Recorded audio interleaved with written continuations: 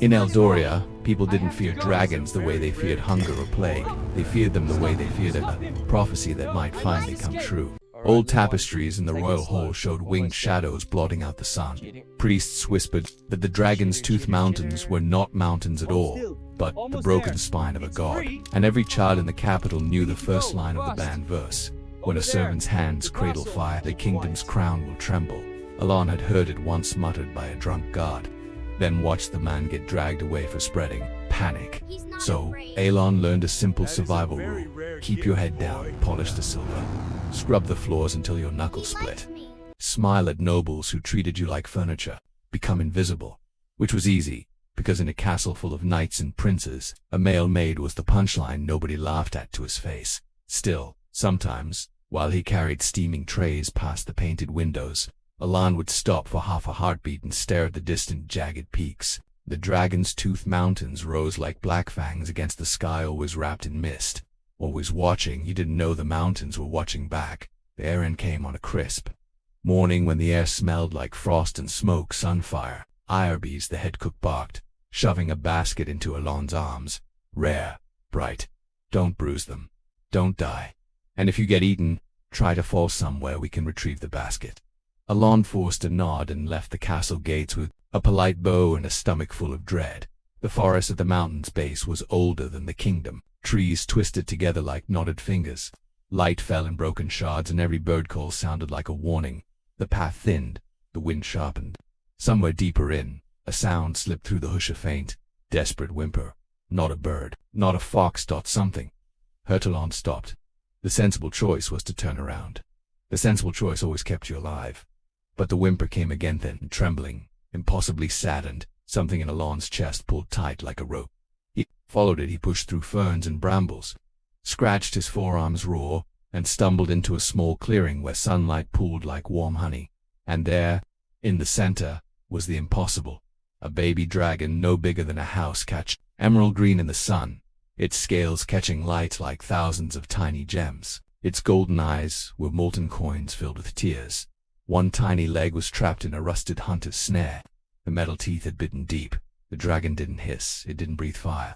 It simply looked at Alon like a child looks at the only person who might help. Alon's heartbeat thundered in his ears. He knew the law.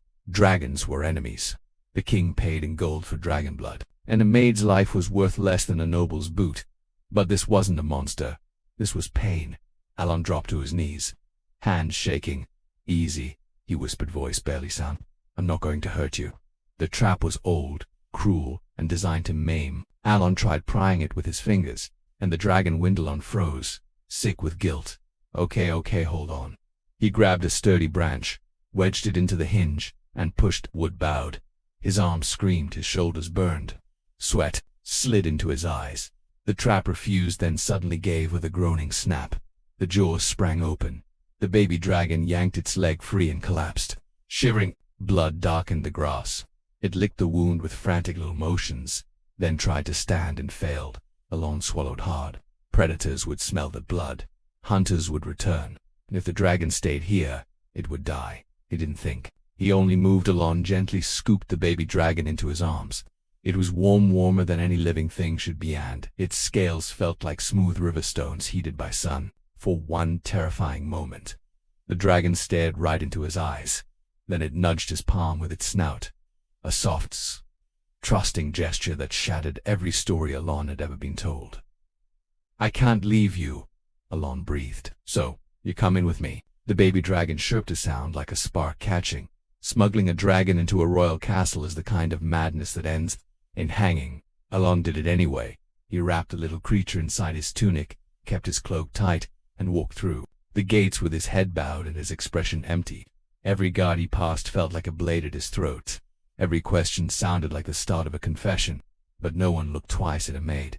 That was the curse of invisibility. In his tiny, windowless room in the servants' quarters, Alon finally let himself breathe. The baby dragon crawled out, sniffed the air, sneezed a tiny puff of smoke, then stared at Alon as if waiting for the next instruction. Alon laughed once, quiet, startled, then covered his mouth. You need a name? He whispered. The dragon tilted its head. Phelan, Alon decided. Little spar. Phelan chirped again and curled up on Alon's chest like he'd belonged there all along. Days blurred into a double life. By morning, Alon was the same silent shadow scrubbing floors beneath noble boots. By night he became a caretaker. He stole meat scraps from the kitchen, hid them in his sleeves, and fed Phelan in secret. He cleaned the wound with stolen linen and a dab of herbal salve meant for soldiers. Phelan healed fast.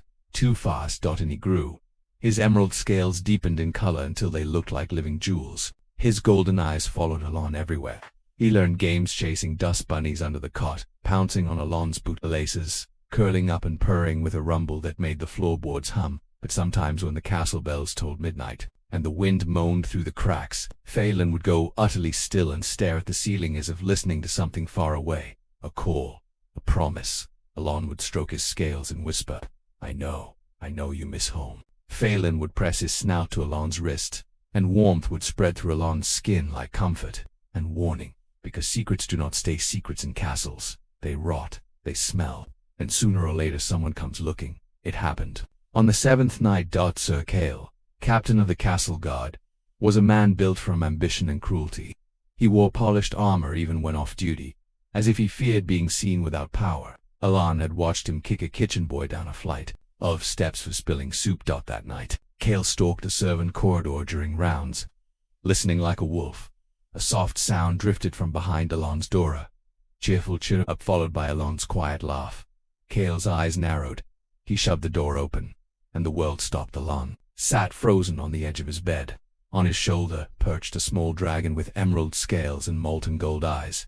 For a heartbeat, Cale looked stunned, then greed devoured his face. "Dragon," he breathed like the word was made of gold. He drew his sword with a ringing scrape. "You little rat. You've been hiding the king's reward in your room." Alon stepped in front of Phelan, hand spread, trembling. "He's hurt. He's just a child. A beast is a beast." Cale snarled. "And you're dead for treason," Phelan hissed, smoke curling from his nostrils. Cale raised his sword, and then the corridor went dark. Not candle dark, not shadow dark, eclipse dark. A pressure filled the air, ranked and vast, suffocating. The castle walls trembled as if something enormous had landed against them. From outside, a roar exploded across the night so deep it shook dust from the rafters. Guards in the courtyard screamed, horses shrieked and broke their tethers. Cale's sword wavered. Slowly, he turned toward the shattered window. A single colossal, molten gold, burning like a sun, filled the opening. Then the wall cracked. Stone crumbled like bread, and the mother dragon forced a massive head through the castle as if the fortress were nothing more than thin paper. She was obsidian, and immense, a living mountain of muscle and heat. Her breath rolled into the room like a furnace. Her gaze pinned Cale, then slid past him as if he were an insect. Her focus locked onto Alon. Cale stumbled backward, lips pale. Monster, the mother dragon's throat rumbled. Not a roar. A sentence felt in bone more than heard. "Where is my child?" Phelan chirped and leaped from Alon's shoulder, limping only slightly now, and scampered toward the giant's snout. Alon couldn't move. He couldn't breathe. Every story he'd ever heard screamed that this was the moment he died. The mother dragon lowered her head until her enormous nostrils hovered inches from Alon's face. Heat washed over him. The air smelled like smoke and storm. Alon shut his eyes. He waited for fire. Instead, something soft touched his cheek. A gentle nudge. The same gesture Phelan had given him in the forest. Alon opened his eyes. Stunned, the mother dragon's gaze had changed. The rage was still there, coiled like lightning, but beneath it was something heavier. Recognition. Gratitude. And a warning that shook Alon colder than fear.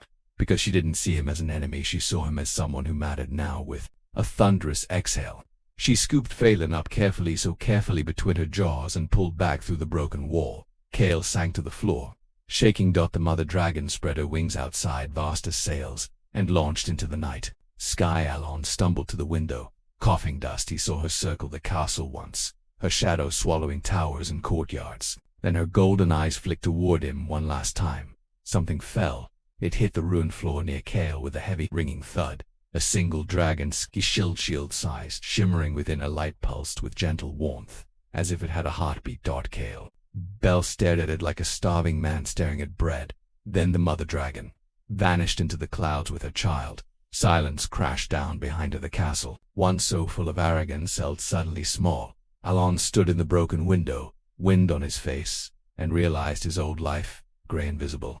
Obedience was gone. He had touched a legend. The legend had touched him back. By dawn everyone knew not the truth, not the tenderness, not the choice Alon had made in the forest, but the tale that spreads fastest in stone holes. A maid had hidden a dragon.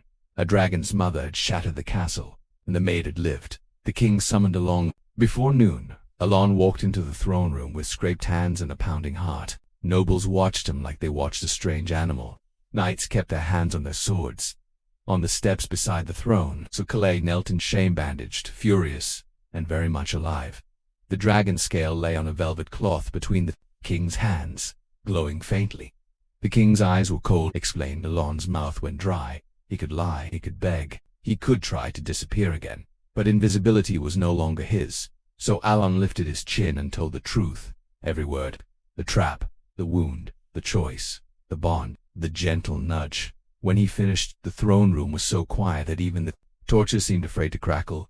The king stared at him for a long time. Then his gaze dropped to the scale, and the king's voice, when it came, was different. Not angry, uneasy, double quotes as a child. The king said slowly, "I was told a prophecy, that when a servant's hands cradle fire, the crown will tremble." Looked at Alon as if seeing him for the first time. "You have been marked," the king said. By Dragonkai, and Alon's blood turned to ice. Marked her. The scale pulsed once, as if answering. The king exhaled, as either a bridge or a threat. The court murmured. Knights shifted. Sir Kale's eyes glittered with hatred. Alon understood then. Saving Phelan had not ended danger. It had begun it. The king rose from his throne, holding the glowing scale like a reluctant offering. "You will not return to scrubbing floors," he said. "From this day you are under royal command.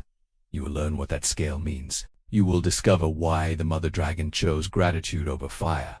The king's eyes hardened, "and you will be watched every moment." Alon's hands curled into fists. He had wanted color beyond his gray life.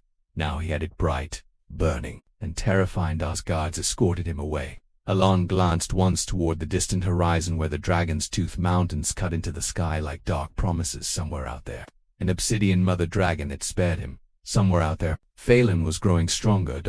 And somewhere in the mist, Alon felt it faint as a heartbeat to pull a coal, like a spark waiting to become flame. Alon swallowed, fear and purpose twisting together inside him. For the first time in his life, he didn't look away from the mountains. He looked back steady, and he whispered, so softly no one could hear, "I'm coming."